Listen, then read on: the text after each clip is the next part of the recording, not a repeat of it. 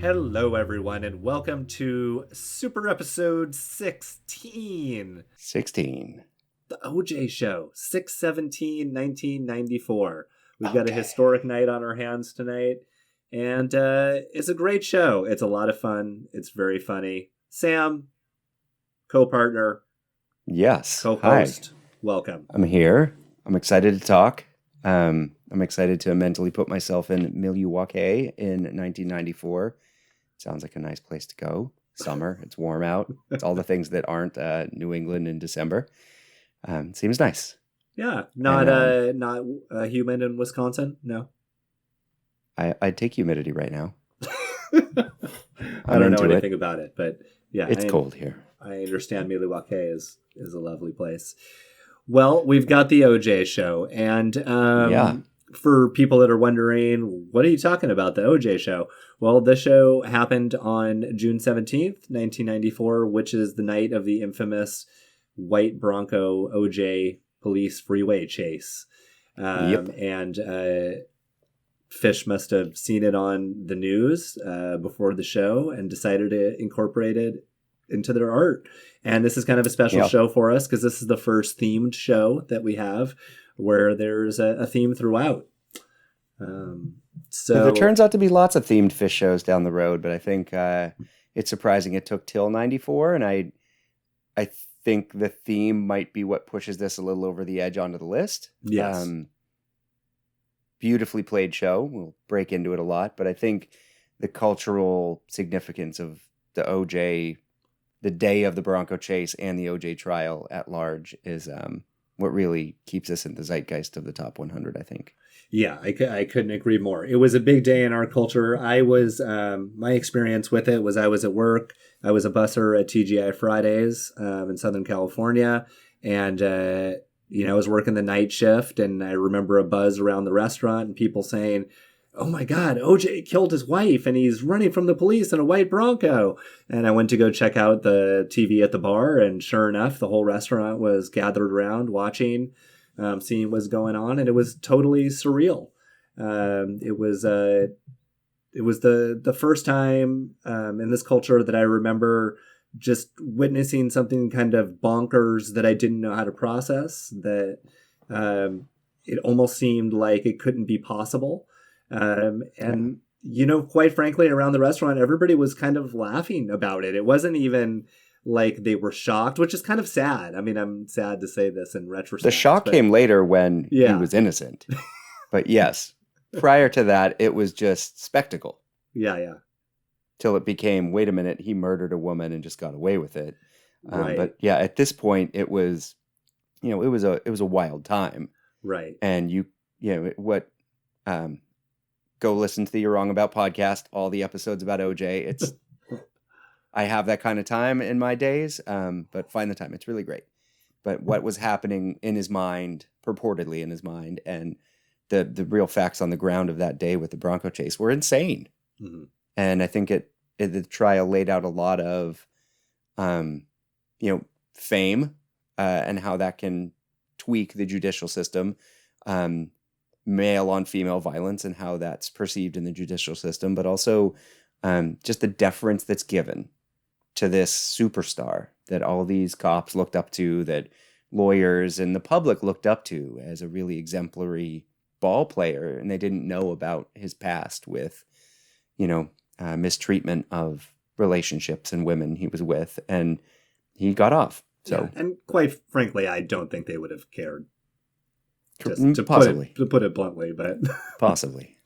But it was a wild time in America. Those mid-90s. Yes, and yes, it was. Phish grabbed onto this night and shoved some real comedy into the show, and really, I thought, played a great night of music. They certainly did. Well, let's start it off with the spectacular set one. We've got the classic Runaway Jim. Yeah, you might give this one a little more love than me. I mean, I looked up the show a bit, and the $1 Million Ballroom's been open since the 1920s, and they played a little room off of it, but the big room, this was their only show there, and looking at photos of this, it was the most beautiful room in the world, and lights go down, and they come out for Runaway Jim, and you're like, all right, this is great. And I thought it was good. It was one of those, I mean, we've talked before where they kind of botch a peak and have to come back around the mountain. Right. But it kind of rubbed me a little bit of the wrong way, but it did show a lot of energy, a lot of intent, and the dedication to Orenthal James at the end was very funny. Yeah. And as an audience member, and Right. we've talked about this, there is no cell phones, there's no mass communication devices. No one knew what was going on, so it's a weird thing to dedicate a song to an ex-football player, I would think, to the audience. Sure. Although, depending on how dedicated you were at that time as a Phish fan, perhaps you were at 4/21/93 and you remember them Mike dedicating songs to Carl Yastrzemski, if I'm not Or to mistaken. himself. Yeah. I dedicate this song to myself. Yes.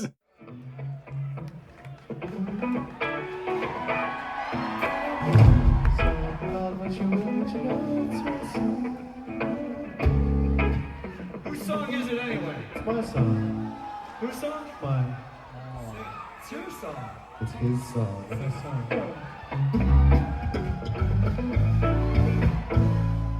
His song. I'd like to dedicate this song to myself.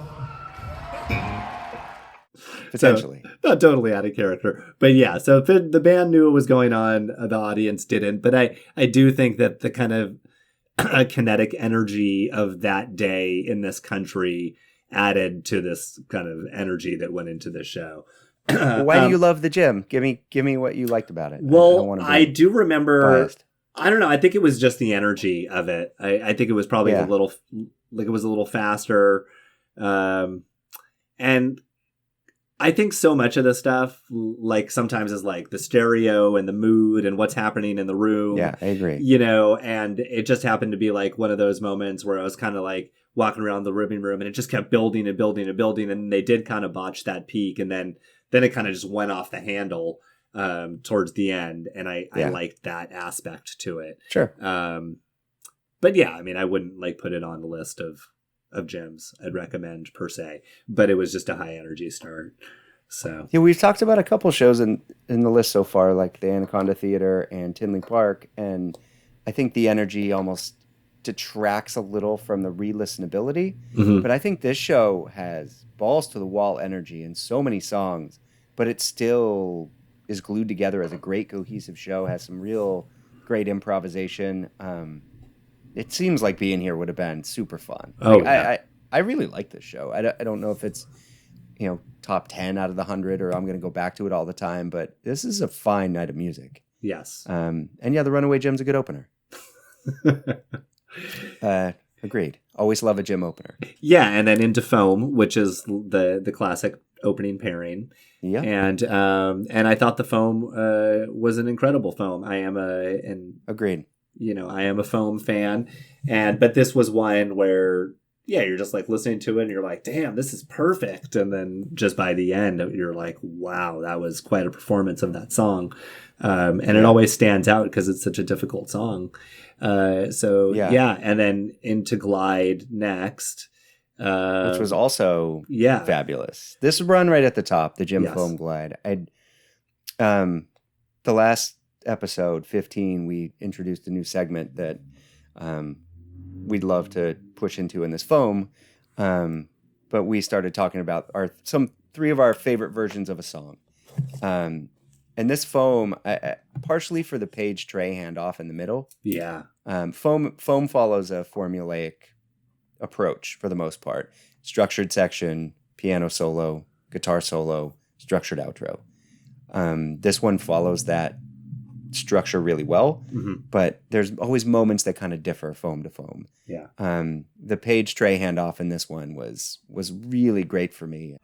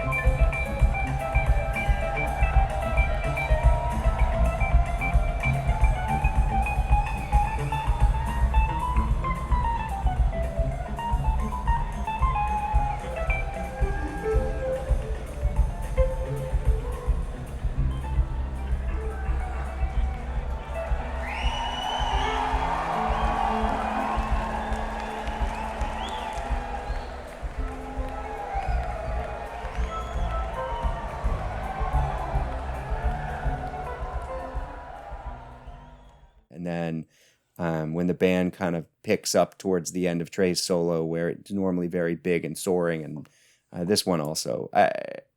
It'd been a while since I'd heard this, but this would be on a top 5 list, I think. It's Right. really great, and it's hard because of the formulaic nature of the song. It's hard to denote 3 favorites. Right. But I'm really interested to see yours and if we have the same 3. Yeah. Well, yeah, Film is like It's one of those possible. songs where it's always a favorite. But Yes. but I tried to choose 3 that I thought were, and this is probably just my kind of personality, but not necessarily the 3 that I think are the most smoking or has the crazy improv or anything, but just 3 that I think are uniquely different and Sure. are all amazing. But one of the things that I do like about Foam is that it gets weird, but it's also like very controlled. And it has a particular like rhythm, like staccato kind of rhythm to the composition, combined with this kind of flowing beauty, depending on what part of the section that you're in. And I like those sections to be well defined. So there Sure. are like some jammier versions that I know are really popular that I think are amazing in their own right as improvisational pieces, but they're Mhm. less representative of the classic composition of Foam that I Sure. really love. So I know we're going to have one in common. Should we go with that one last or first? Just give me your. I Okay. always do mine chronologically. Well, I'm going 8/3/91, which is Amy's yeah. Farm, and it's a little early, but it's just a super cool early version. Has this nice little like kind of bounce to it, and Trey's solo is just like airy and beautiful, and it shows a kind of like cool Foam version that we weren't quite used to. They came along a little bit later as they progressed with the song a little bit. So that's my first one, is 8/3/91.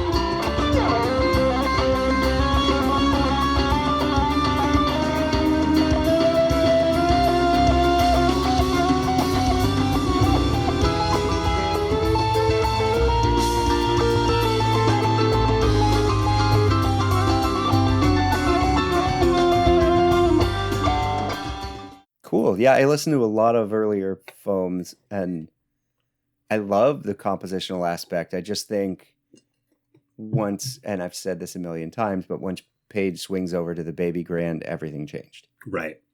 So my first is, and actually my first 2 on this list are going to be shows we discuss later. Uh-huh. But they just have amazing foams, and this show starts Runaway Jim into Foam. Foam in the number 2 spot or 3 spot in the first set is really traditional.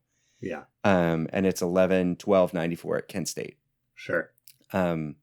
Which is just, it's similar to this Foam where it's just a wower. It's gorgeous piano solo that has intricate woven parts of band interplay, but also has a defining lead of Page on piano. The handoff to guitar is great.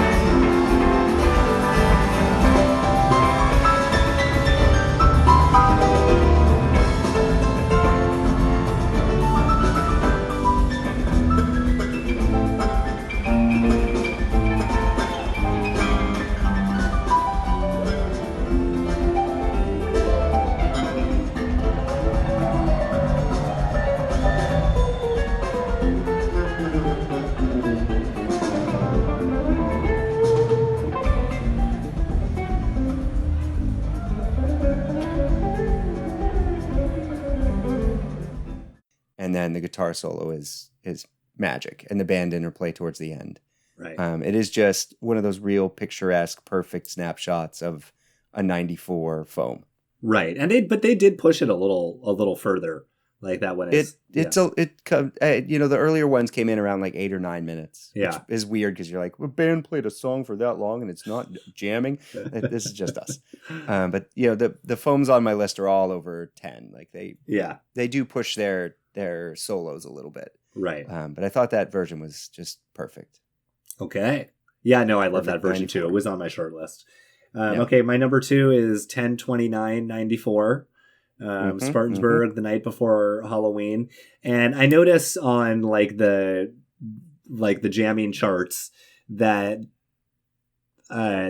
it's not like a highlighted one or whatever, and there are a bunch of highlighted ones from 94, and I think they're all great. And maybe it's because of when I heard this one, but it's just magic for me. I love the interplay between Trey and Fishman.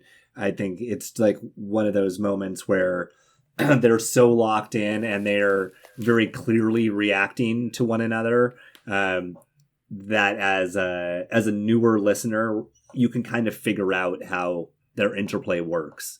Because I know, it's not always easy to figure it out. But like in this film, you're like, oh, like I can like hear, look, you can totally see them reacting to one another.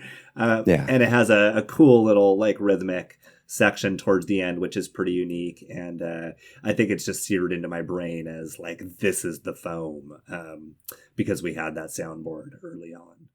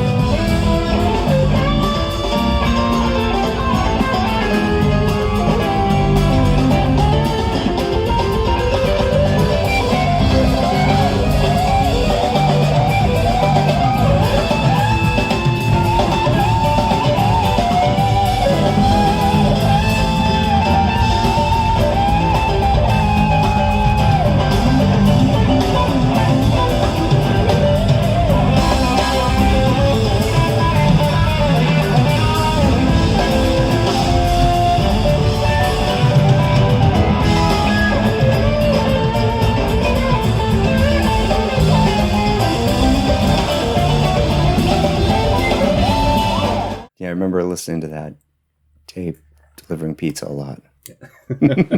So that's my number 2. Good days. My number 2 is going to be on every person's foam list, and is coming up for us to review as a show, which is 12/14/95 in Binghamton. Mm-hmm. It is the foam. Everyone talks about it as possibly the best foam ever in a show that's really regaled as classic. I'm excited to get to 95 and 6 Phish. It's going to be fun. Yeah. And the only comment on it is just after a 9-minute mark, Trey it's perfect foam. It's gorgeous. It's improvisational. It almost touches on improv a couple of moments, which I was very impressed by, where the band kind of strips away a leader in both Page's solo, the handoff, and the beginning of Trey's. But right after 9 minutes, Trey just holds this giant note. And the way the band builds and dances and reacts behind him is...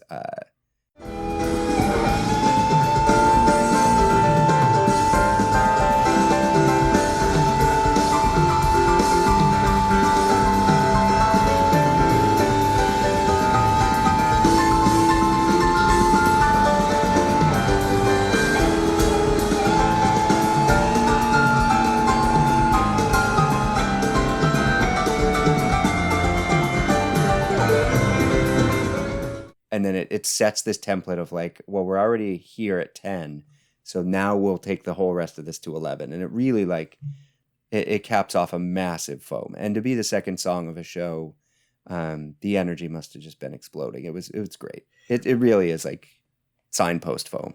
I'm excited that my day with that foam has yet to come because I've listened to it many times and I just I think it's great, but I just don't.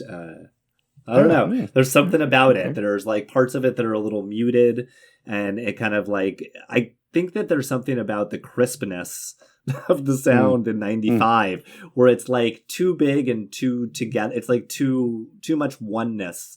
As a band, and I know that's like a ridiculous criticism because that normally that's a good thing, but for foam in particular, I like the sort of thinness and the sort of the separation of all the tight instruments. plinking interplay rather than the tight plinking interplay isn't there as much, but it is an awesome version. I actually listened to it twice this past week, and I'm not shitting on it per se, but yeah, I don't know. I feel like one day I'm going to listen to it and it's going to be like Mana from the Heavens, right? And I'm gonna be like, ah. So one day I'll be gifted that pleasure. Maybe 95 wasn't as. I mean, foam really kind of had its day in 94, right? And since some respect in 93, but especially in 94, and 95, it kind of fell by the wayside a little. So right, this was a nice one. Yeah, it's a great show. Yeah. Well, before I say my third one, I was really torn between a 10/29/94 and 11/2/94, which would have been the very next foam. And that's the tweezer from a Live One show. And that foam is also amazing. So if you're going on a foam tear, by all means, take a stop at 11/2. Especially fall 94 foam tear. I mean, you can't go wrong. Yeah, it's true. They're all great. But my final one is the Gorge 97, 8/3/97. And we split them. Nice job.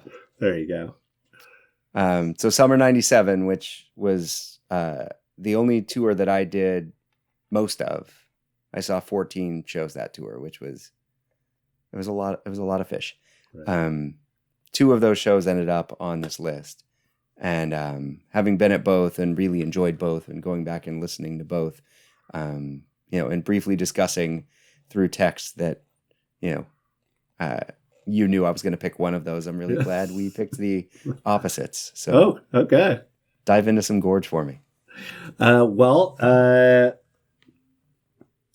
I was there, so I guess there's an attendance bias aspect. But I just think it's weird. I think that there's something about Trey's pedal effect and Page, like whatever. I can't even remember which keyboard Page is using, but whatever he is using, and because he's using the Baby Grand, but he also does some synthesizer or something, if I remember correctly. And then Trey does his weird, like, toned solo. And it's just so unique. And there's this one part where it kind of breaks down and there's a pause and it kind of gets a little off and then it comes back on.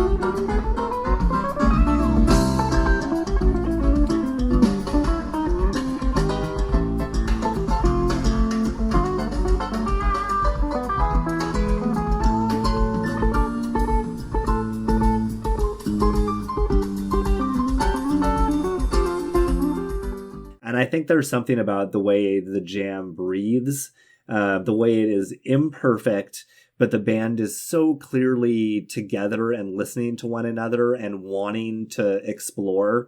And there's so much space in the music, especially in that location at the Gorge, that it just felt like I was like witnessing musical magic. And it's that first set, I just go back and listen to it all the time. I love that first set. And that foam was always one of the highlights. And I was so pleased when Kevin finally released it on Live Bait. And I did listen to, I don't know if I'm supposed to spoil, or you talk about the Alpine Valley then, I guess.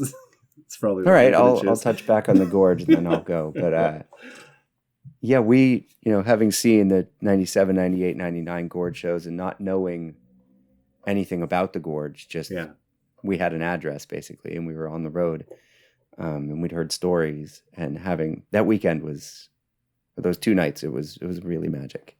Yeah. I had some real ups and kind of learned my way around the Gorge a little bit. There's a secret place that is the best place to sit at the Gorge, which I didn't know. This night was my only night on the floor relatively close. I remember I was Mike's, I guess 97, I was Fishman's side, a little bit closer on the floor, and I had a great time. But I'd yet to find the magic spots, which we found, and then I sat at all subsequent shows. But I had a great time, and I remember this foam being great, and I remember feeling in the moment like I hadn't heard a foam in a long time and seen them play it in a long time, and I thought 96 was a very precise year, and 97 was...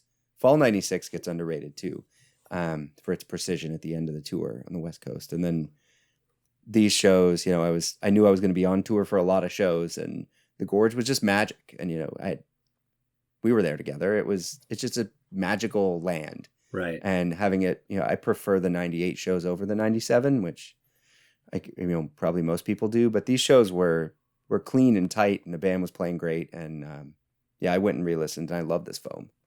Yeah. But I have the reason why I chose less than a week later, the 9th of August in 97 at Alpine Valley was because, well, a lot of reasons. One, I had a real life-changing night at Alpine Valley that night. Uh-huh. It's not going to get represented on this list of 100, even though I think that show smokes top to bottom. Yeah. It is really Phish 97, and I think it gets underrated. Right. I don't understand why more people don't talk about it. It has a real flow to it. It's because there's no, I think there's less individual standout jams, and it's more of a, if you just listen to it all the way through, it just is a... Every song is good. Yeah. It's just and there's rare songs. I feel like those shows tend to fare less well than shows with big blowout memorable jams. Well, that's why we're doing this. We're going to find them. Absolutely. And this foam comes second set song 2, which never happens. Right. And it is a little more, it's over 11 minutes. It's a little more improvisational. And Paige plays, it's executed beautifully. I thought technically well. Paige plays a gorgeous solo. And there is a lot more band interplay than you'd expect. Mike and Fishman are really moving, really hot and liquid, and moving around a lot in this version. And Trey's solo, like you said, it has lots of effects. He's trying lots of different notes. He's on his high-end pitch shifter. He even hits his wah pedal for a while.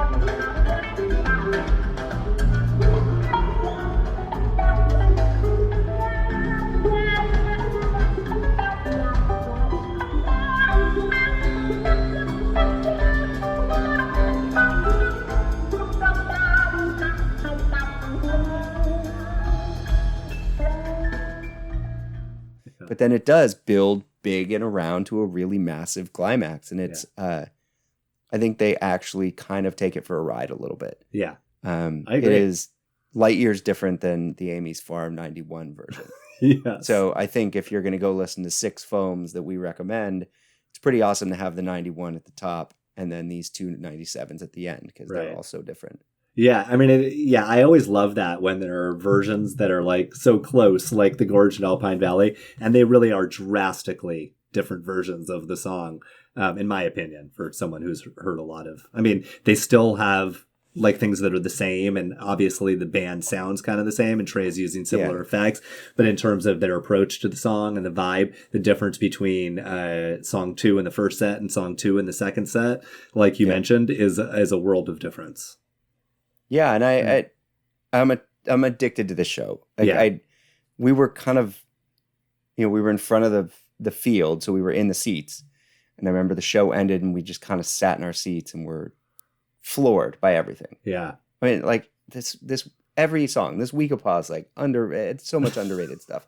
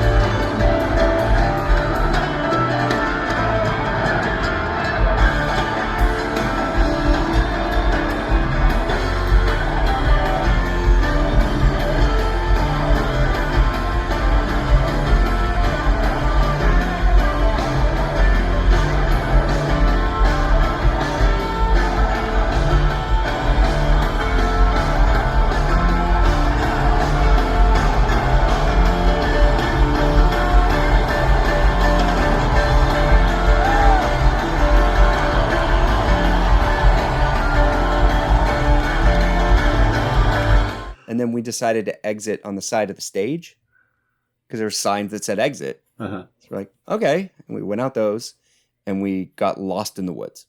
We ended up on a golf course. We had no idea where we were. It took us forever to find a parking lot. We lost all of our bearings. It was a wild night all around. And it was a magical day in my life. And the foam was part of it. So I like to keep that alive.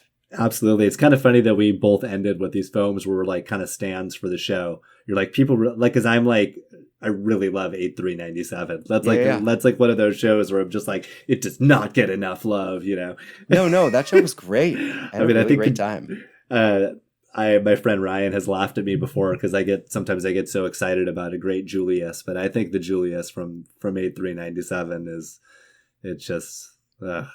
that's the smoking tight Fluffhead night. So right? Great. The Fluffhead's great too, but the Julius really goes like it goes on this like rock and roll is here to stay kind of jam, and it's just incredible.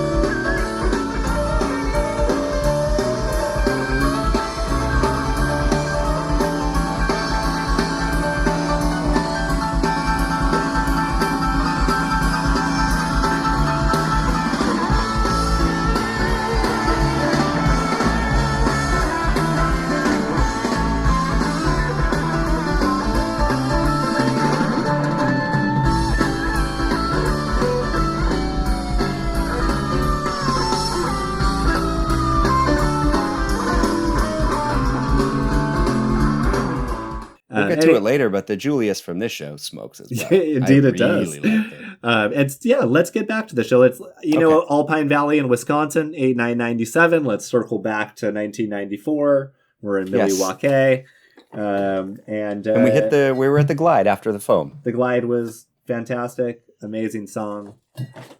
Glide is an underappreciated song, I'd say. Who makes music like this? No, it's so evil and like beautiful, and I love the dark stomp in the middle. This version was excellent and a real good referential version for what the song could be. Yes.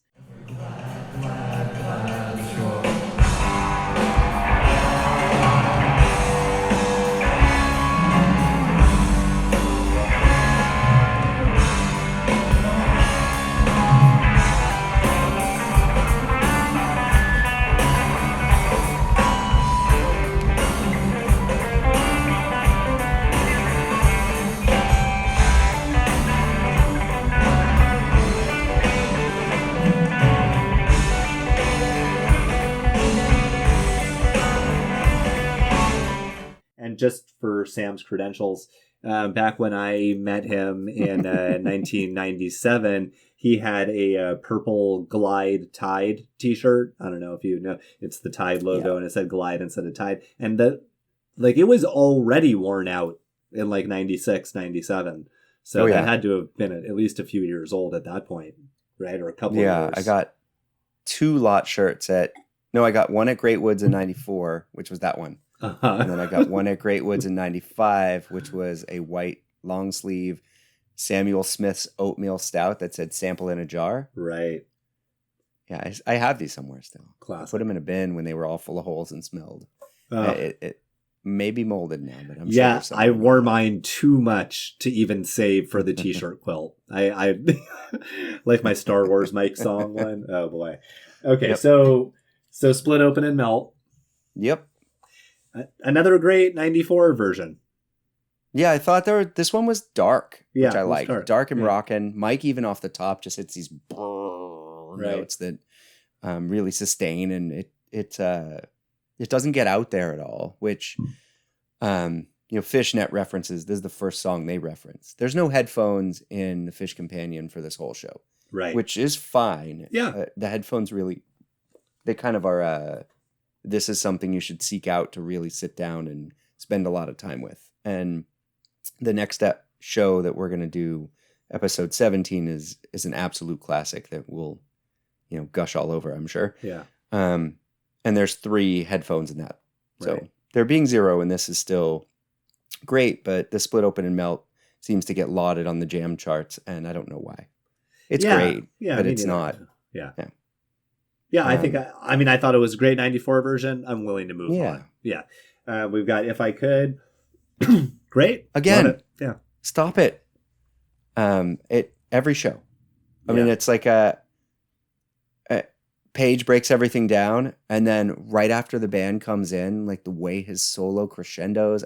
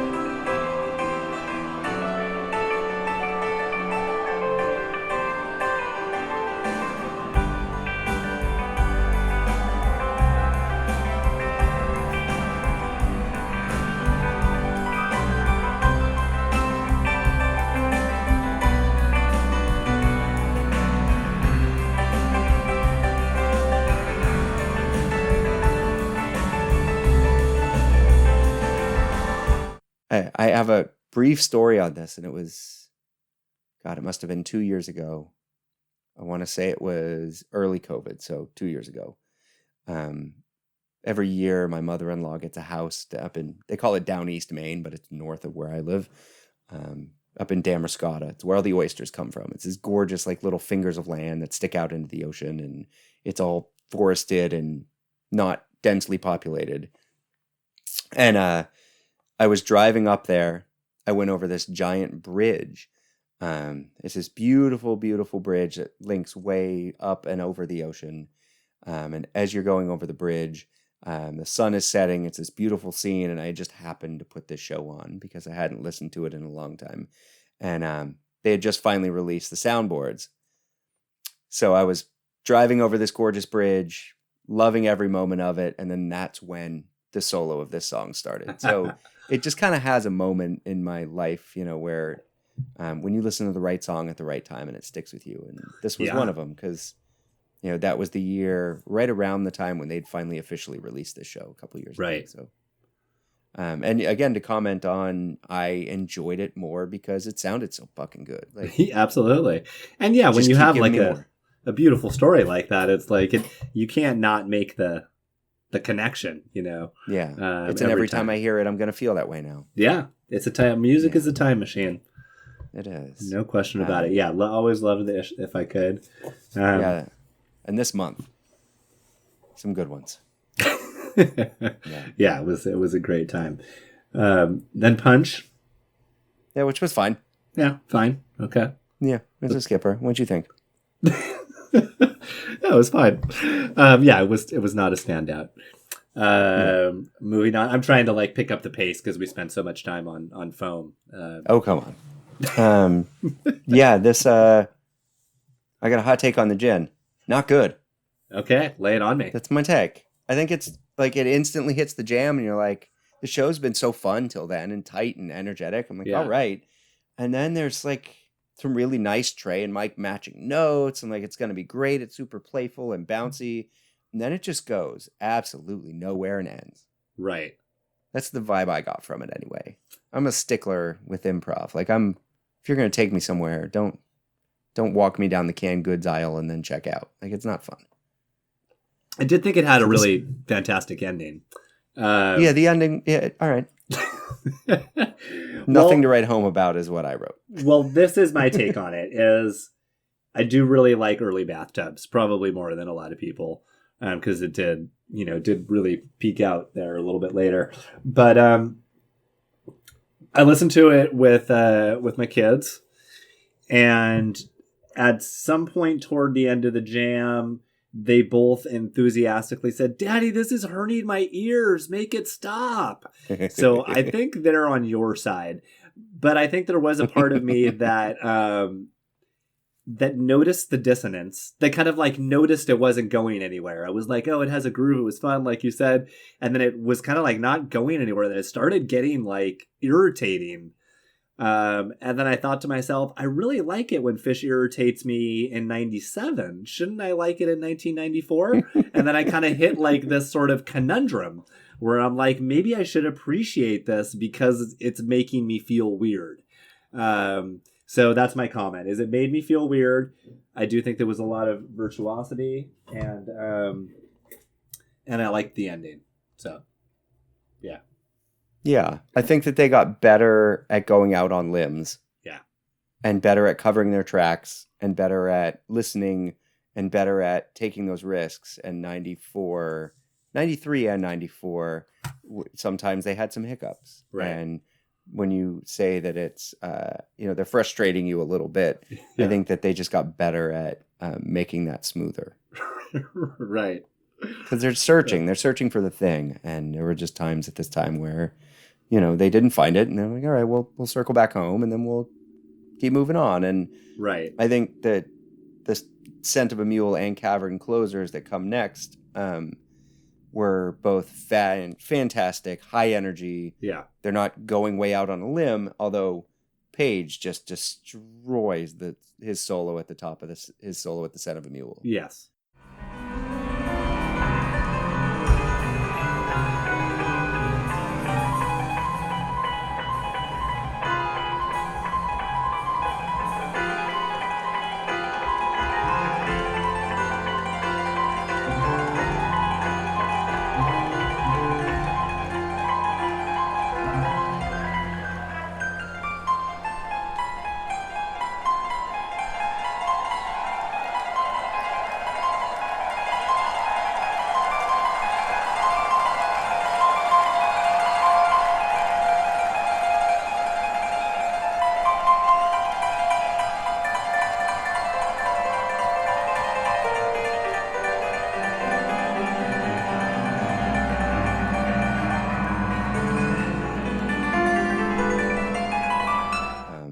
that was amazing. And Cavern, I thought, was just rocking, and the energy, especially that Trey brings to the beginning, and the screams of Sack and Calm were just amazing. Like I thought coming off the Bathtub Gin, I forgot it immediately halfway through Son of a Mule, and by the end of the set, I was ready to go. I was excited. Right.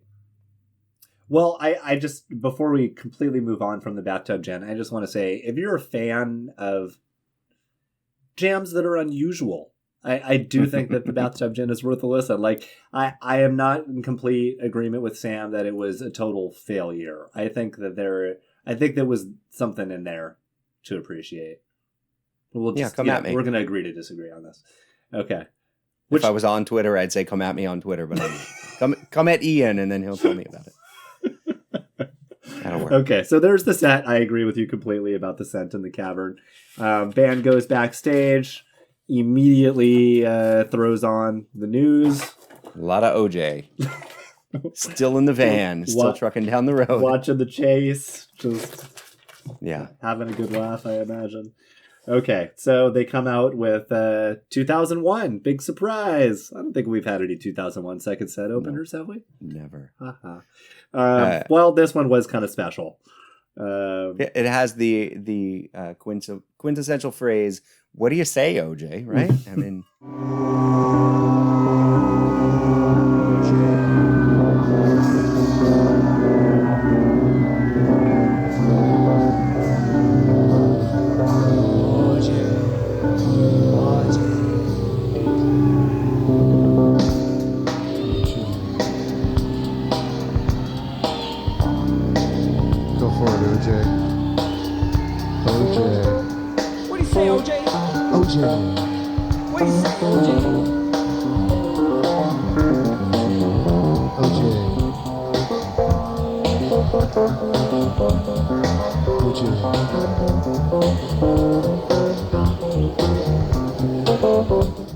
What do you say? And I think it lends a lot of the OJ in the background. It's very, very comical. Phish humor at its best. Yes, absolutely. It really is pretty hilarious. Like I don't know how you listen to this and not start laughing, but absolutely. And then we get into the sample, which was just huge. I just thought absolutely. The sample was just, man, talk about bring the house down, bringing an arena down. Levels of rock and roll hugeness. The sample certainly had it. The Cavern had it. Yeah. The Simple has it, and then I believe, like the Julius has it later. Like the show just, it crushes those rockers. Like they are, it's really, really impressive. Just what a rock band they are. Yeah. They get labeled as this hippy dippy thing all the time. I'm like, they can, this sample is not hippie music. It is. Yeah. It's a lot of raw guitar power. It's great. Absolutely. Yeah, big fan. Dude, they can play across the street from Guar and keep right up. They can do that. They're that kind of band. Okay, so sample into Poor Heart, which is, again, it's smoke. It's smoking. Like, just the virtuosity of how it's played. Those solos is just crazy great. And just, I need some talcum powder. Yeah, that's... There's some lines that like stick with me. So the lineage of this show was the first set was always like no one ever traded it, no one knew about it. But the second set was leaked on soundboard. Right. So everybody had a good sounding copy of this second set, and I wore this one out. Yeah. And I think that when I really started wearing it out was my freshman year of college and into my sophomore year of college, which is when I met Ryan. Right. Who will be at some point attending some special guest appearances on this podcast. And I remember at some point discussing this with my college professor, Doug Jones, that we stayed at his friend's place when we went to the Cow Palace in 96. And like this show was a big part of my life during that stretch, that 95, 96 stretch. And I wore out the second set. And those little lines like, I need some talcum powder were woven into my conversations with people that were in the know. So when I hear them now, they're still fresh and they're still there, and it just feels so good. cactus. Cactus, cactus, cactus, cactus. Tutwiler. I need some talcum powder.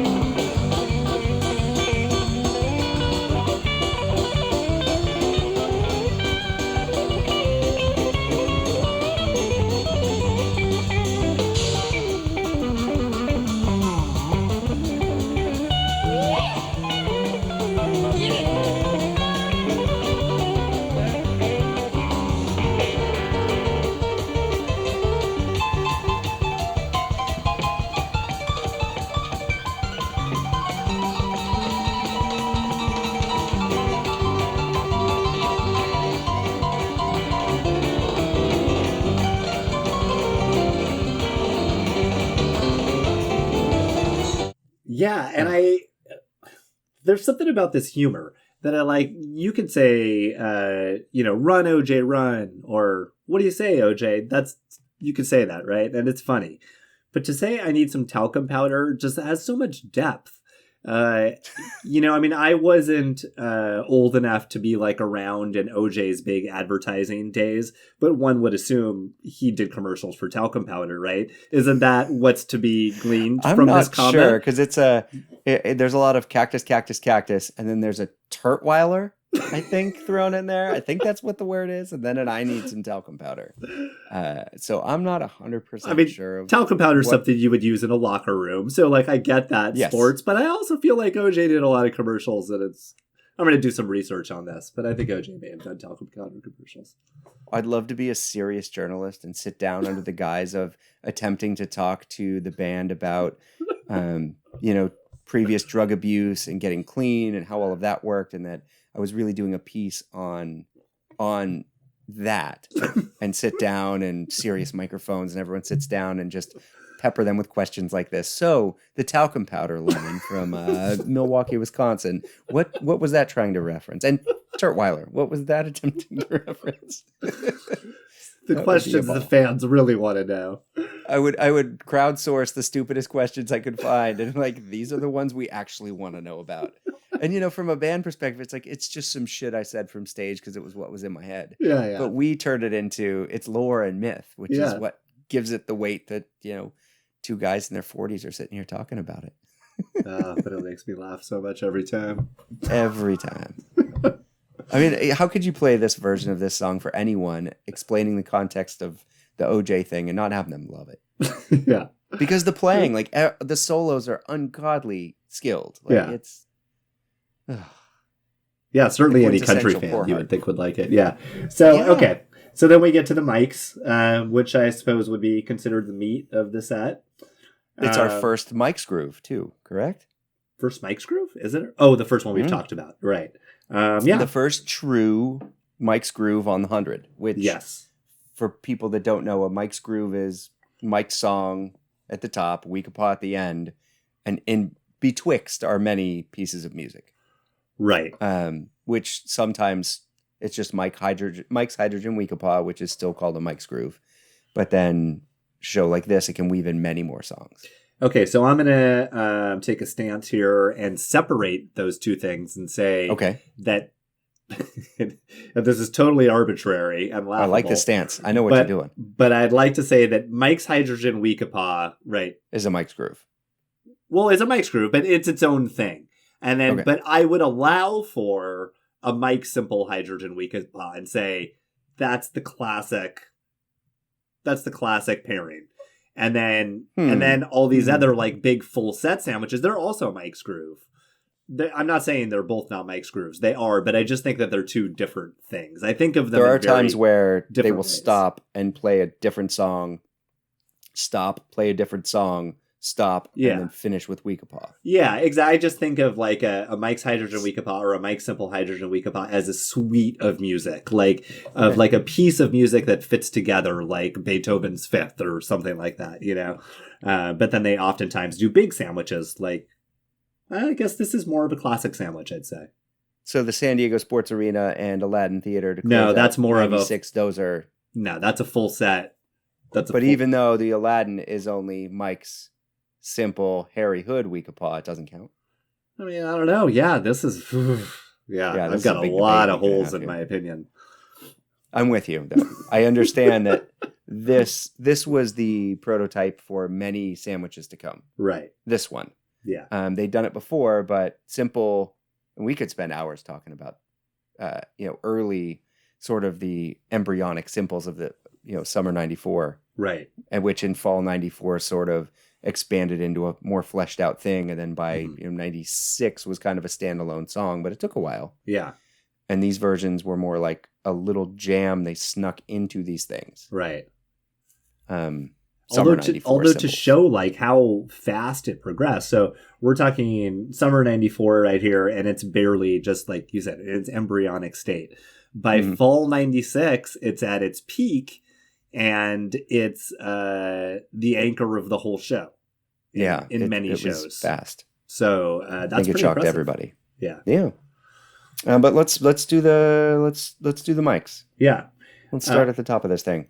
Well, I say at 4 minutes, Trey kicks in with like a super funky, dirty tone, and it just has this sort of like intent that you're like, whoa, this mic's like about to take off, like somebody's hitting the gas in a vehicle. And then it kind of kicks into the Mission Impossible theme, which OJ was in. So they're back to the OJ kind of theme. And you can hear Fishman saying, will he make it? Will he make it? In the background during Mission Impossible, sort of adding drama. And again, I think like you have to, one of the things that makes it funny is to think about the people in the audience who are watching this Mike song and they're like, it has a Mission Impossible jam, and they're yelling, will he make it? And you still don't, this is very strange. You still quite haven't put it together. Maybe you heard a rumor during set break. I don't know. Yeah. But yeah, what's your take on Maybe. the intro to the mics? Weirdly, Fishman kind of misses the beat at the intro. Like it has a weird little fumbling top. But then I agree with everything you said. And then somewhere around 7 minutes, very interesting jam. Mm-hmm. I liked it. I liked where it was going. I thought it delves into, this show is not deep in lots of out there exploratory improv, but this was nice. Yeah. And I thought the way that they wove through the rest of the simple mics, simple hydrogen was really nice. Yeah. Really good weaving. And there were bits of improv, nothing like the Bomb Factory where there were these like tentpole jams of like, this is everything Phish can be. But I thought this one was really nice. Yeah. I thought the segue, I guess we're probably talking about the same thing, but I think the end of the Mike's jam and the segue into the simple was probably the highlight of the show for me. Yeah, that's the same part. Yeah. Yeah, it was really great.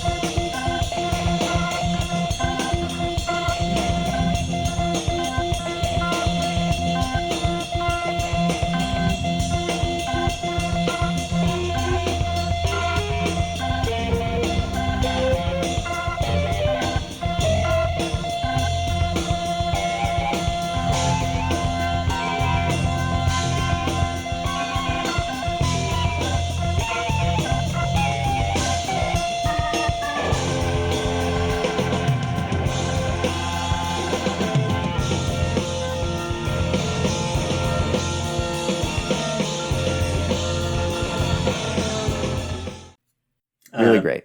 And then the simple was cool. We've got OJ in the band, but early you gotta simples put were OJ in the very band. vocal, bouncy, Yeah. fun. I mean, OJ's not going to be in the band long because he should be going to jail, but I mean, he's in the band at this point, which Actually didn't Feels go to good. jail for quite a while. but he eventually did. He eventually did. And then, yeah, the mics between the simple into the hydrogen was more like noise and transition. I thought they touched on mics again to create the sandwich, which I think is, I like that they referenced the previous to move to the next song. Right. So it was a nice touch, but you know, sometimes like we've discussed in the sandwiches, it pulls the improv out. Sure. Because they're making sure they go from A to B to C. And if they're going to reference back to something, they're still within there. Right. And then once it gets to, they kind of, this part's pretty cool between the jumping back to mics and hydrogen, where they start to tease Simple in the hydrogen theme. Correct. I thought it was very psychedelic. Adorable. Yeah. Like I was like, ooh, I like this. Yeah. It's almost like children's music. Totally. And Yeah. spooky and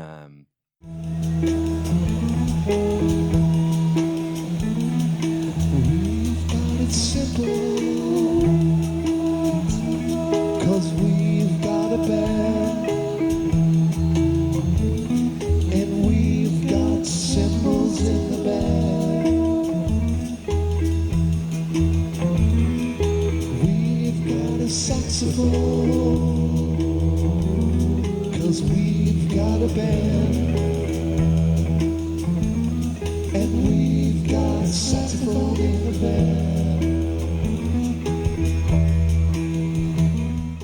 yeah, I always remember that part getting under my skin in a weird way Yeah. Yeah. I love that. before it gets to hydrogen proper. But yeah, that I thought the Mike's part was a little bit of a throwaway post Simple, but I thought that transition was really nice. Yeah. And then like Fishman does some like crazy cymbal writing, I feel like, Yeah. towards the end of that. And I was like, ooh, yeah, I like that too.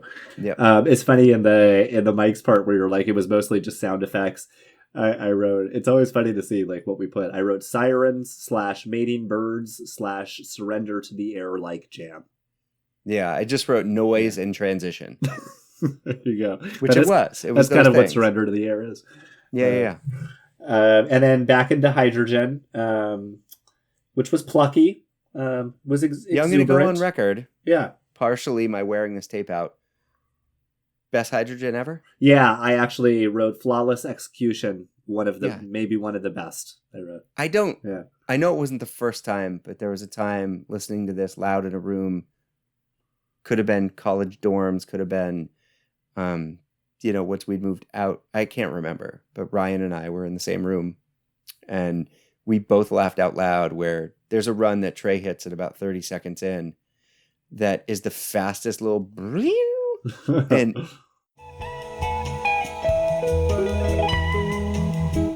it's disgusting. Like Yeah. it's this moment in time where you're like, how did somebody actually play that? And as a musician, it's one of those runs, those physical fingered runs that you hear in your mind and you go for and you always get close to. Right. But this one was effortlessly perfect. And it is one of my favorite moments of Ernest Giuseppe of his whole career.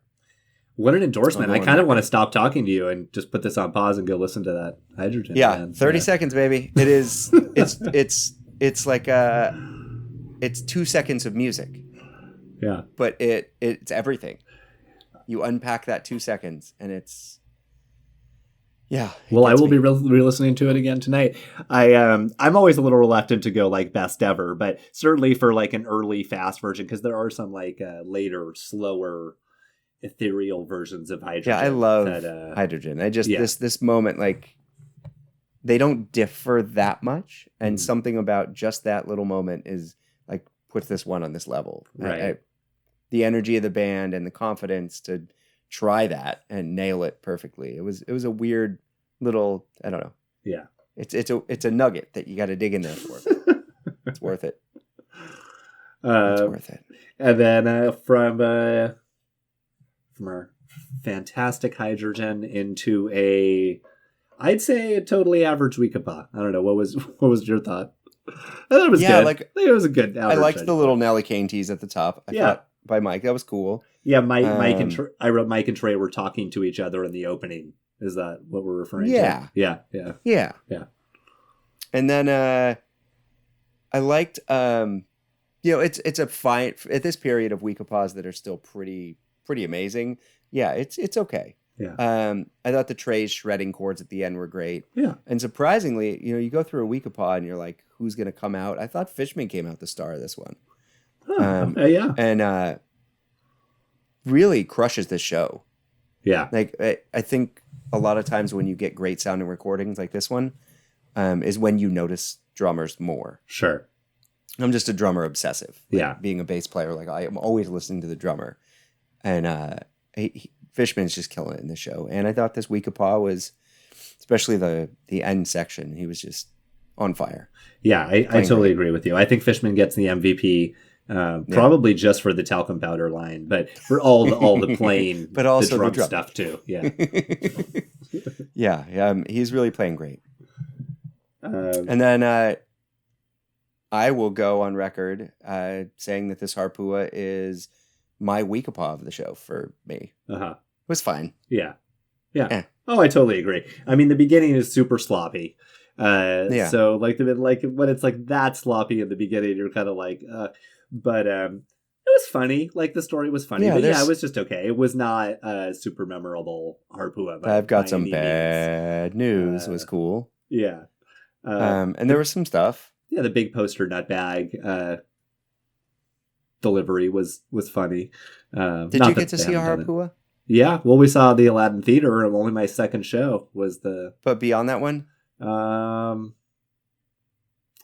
don't know. I don't think so. I recently read some thread about people's favorite Harpuas, and I feel like you can't have a favorite Harpua unless you saw one, right? Because it's such a seeing one. I think everyone's would be 7/16/94 then. Like everyone's Harpua would be that one. Right. But the Aladdin Theater one, which I had so much fun at, it kind of plays back as a sloppy mess. Sure. But being there, it was unbelievable. Yeah. And maybe this one was, maybe there was something happening I didn't. The only other one I saw was when they finished the one from the Clifford Ball. The Clifford Ball at the Great Went. Right. Because I was only at the Great Went. Right. And the Lemon Wheel. I wasn't at the Clifford Ball. So I don't cool, know. But that wasn't a Harpua. Yeah, so it leaves me with just Vegas. After having watched so many webcasts, I've now my brain is like, have I seen another? Like, how did I see a Harpua? I know, that's how I felt. But I don't think I have. Yeah. So I was given this one the benefit of the doubt. Maybe it was better. Maybe it's like you got to be there storytelling moment. Well, you know what? We're listening to it on tape, and I think it's fair to just talk about them on tape. But there are a couple of versions of Harpua on tape that I do think are pretty great. And again, I think it kind of depends on what your first few ones were, like what your version was that you first heard. But I always thought the 3/31/93 was great. had the Rolling Stones, She's So Cold. And it had the kind of classic, dog coming down and killing Poster Nutbag, or Harpua coming down and killing Poster Nutbag. But it was all very well executed. And I remember thinking that was a really great version. So I love that. But like with Harpua, it can be something like 12/30/97, where it's like this 30-minute story that's just ridiculous and blown out and connected to other things. Or it can be the sort of classic story of the old man and the dog. And so there's a lot of, it depends on what you like, I suppose. It's good to know the classic story so that if it expands beyond that story, you get that it's expanding beyond. But I do think that there's something in the Kung section of this Harpua when Trey kind of just blows through it and he's like, Kung. Yeah, It kind of takes the steam out of it. And I understand the humor of it, but I love a Kung. And I think it's actually a very powerful piece of music when done right. But he just kind of it was almost kind of like, we're playing Harpua because we know everybody wants to hear it. And, they didn't seem as into it as, the more into it they are, I feel like the better it comes off. I guess that's. Yeah, I think that Harpua flipped a switch into, I'm going to remove the Julius from the rest of the show, a relatively weak fourth quarter. Oh, absolutely. Yeah. And it was fine. It bummed me out. Sparkle is Sparkle. Yeah. To Big Ball Jam. I mean, you want to hurt me? Give me Sparkle, Big Ball Jam. But again, Fishman's drumming and Big Ball Jam there was a section where I was like, damn, listen to Fishman go. And if you were there, I'm sure it was fucking awesome. Yeah. Like we've talked about with Big Ball Jam before. And then the Julius, which, I just wrote Fishman at 5 minutes on. Wow. Yeah.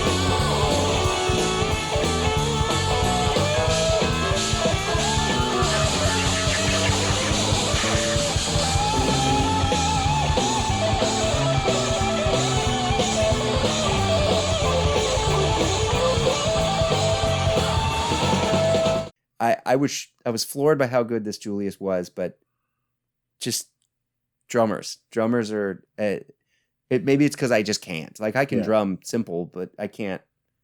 I the amount of work that has to go into teaching your body to do those things. Right. And I love Julius, and this was fabulous.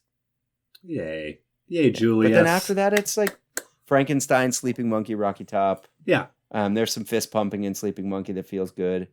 Rocky Top almost falls apart. It's really weird. It's like you just gave me the Sleeping Monkey, and then like you're hitting this Rocky Top. I don't know what's going on. Yeah. I don't know if there were like some shots backstage before the Sleeping Monkey, but the Rocky Top is so fast and just kind of almost derails itself, and it's like, all right, good night. Right. It definitely felt like an alcohol show to me, but I don't know. Yeah, who knows? But I mean, it was the band's just on a mission and kicking ass. Mission impossible. I love the energy of the show, and it was funny, and it was fun, and it combines a certain amount of improvising without going too deep, a certain amount of humor without really pulling you out of the music, and a lot of technical proficiency and like good fist pumping energy songs. And I feel like it's a level 2 Phish show. It's not a entry level for like, oh man, you've never heard this band, check this out. But it's I kind of dig this band. I'd like to get into their stuff. This is a cool show for that. Yes. It's really great. And it's pretty palatable. It really is it's a very palatable show. Yeah.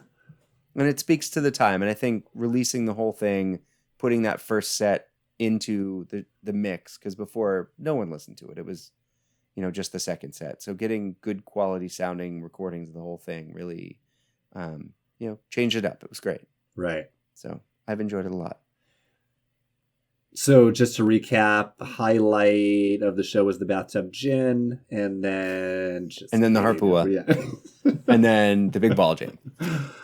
All right. Well, what else is on the docket, Sam?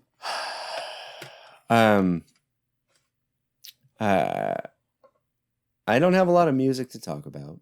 Okay. I'm really excited about our next show of 6/18/94, but we won't get into it. It's going to be episode 17 is going to be a ball. I am purposely waiting to listen. Can we have Ryan on for that episode? I actually would like Ryan to have Ryan on for that episode, because I remember the first night I heard it was because of him. And like, I just like, when you hear it and I just could see the room, I remember the seat that I was sitting on. I remember what the lighting was like. I remember everything about it. And I remember how excited he was to play it for me. Like, you guys had been living with us for a while, and he was like, wait, you've never heard 6/18? Wait, what? Yeah. And then he was like, okay, go to your room. We're going to do this. So anyway, so we'll ask. See if he can't come on for the whole thing, get him to record a thing. Okay, cool. I would love that. And I also recommend anyone who's going to go listen to it first. I believe since the pandemic, maybe it was like 2019, someone started releasing decent quality video of this show. Yeah. Right. So there's like a handful of songs you can see, like 4 maybe, which sound and look pretty good. And I recommend watching them after listening, because they're great. And having listened to this show, 100 times minimum, and I'm excited for 101 and 201 someday. The video really adds a lot of context. It's really great. And it seems like the band is just as fired up as you think they would be for the show. Right. Cool. Yeah, and I think that's it on music. I don't know if they put 3 episodes up, and my wife texted me at work the other day and says, you need to watch this new HBO show with me called Stations 11. I went, okay. That sounds great. And we watched the first 2 episodes last night, and I can't stop thinking about it. Oh, okay. Well, I'll definitely watch it. Yeah, I had. It's a pandemic wipes out most of the world. Oh, do I have to watch it? It's super referential. It may turn out to be crap. I've only watched 2 episodes, but I was deeply moved by how many things I didn't understand yet. It seems like deep plot and storyline details.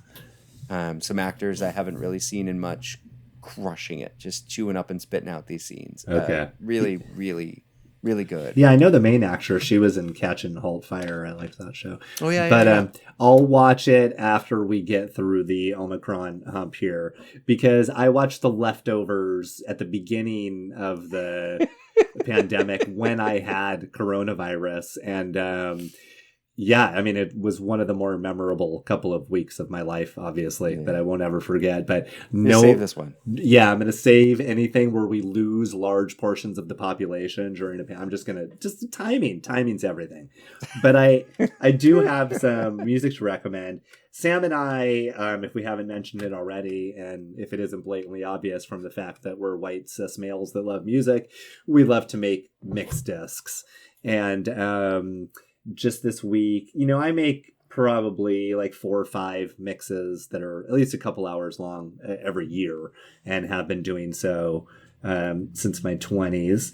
And every now and then I'll kind of bust one out to put on. And the other day I was folding like 6 loads of laundry, being super dad, and I put on my mix from 4/19/2004.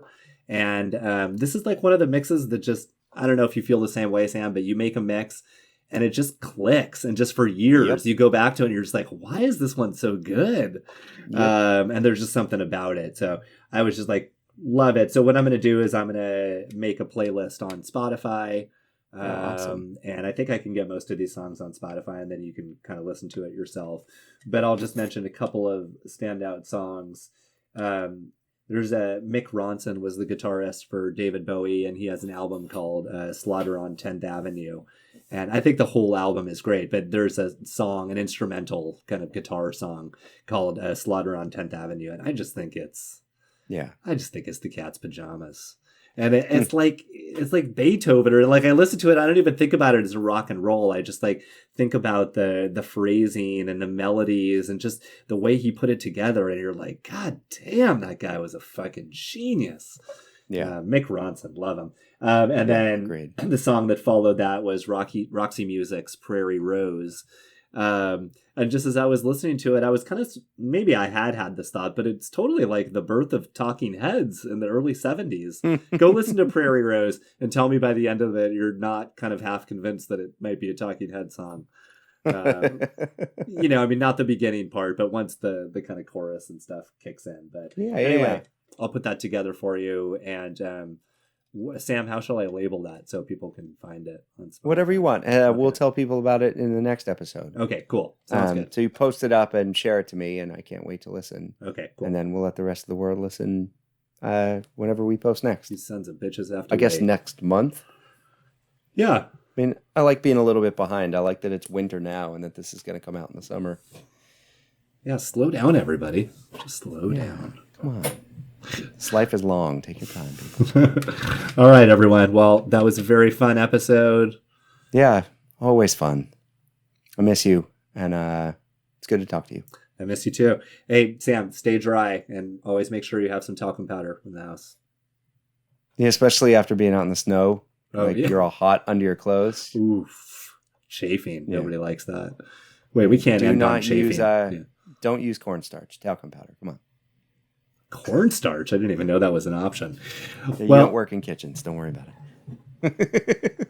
So should I not tell people that we're doing this right before Christmas and say Merry Christmas? Everybody, happy Groundhog's Day. And we'll see you next time. Happy summer solstice, people. All right. Bye-bye. Bye, everyone.